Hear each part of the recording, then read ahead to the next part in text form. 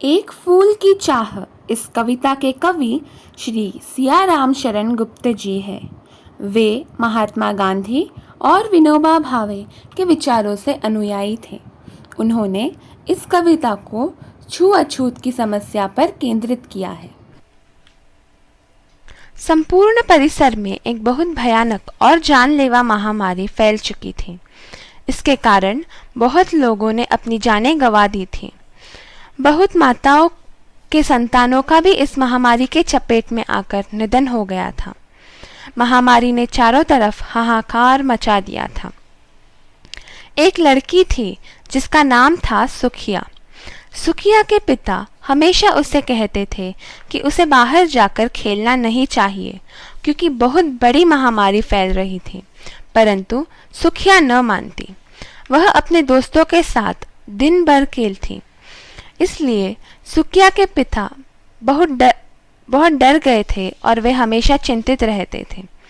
एक दिन सुखिया को बहुत तेज बुखार आ रहा था और उसने एक डरे हुए स्वर में अपने पिता को देवी के प्रसाद का एक फूल लाने के लिए कहा। सुखिया के पिता बहुत दुखी हो गए थे क्योंकि सुखिया भी महामारी के चपेट में आ गई थी। सुखिया के पिता जानते थे कि सब उन्हें अछूत मानते हैं, परंतु देवी माँ मनुष्यों को समान मानती है और अपने भक्तों में भेदभाव नहीं करती। यह विचार कर सुखिया के पिता मंदिर जाने के लिए तैयार हो गए। मंदिर एक ऊंचे पहाड़ पर स्थित था। सुखिया के पिता बहुत मेहनत कर मंदिर तक पहुंचे।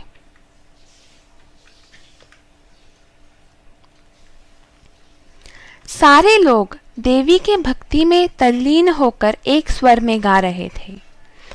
पतित तारिणी पाप हारिणी माता तेरी जय जय जय।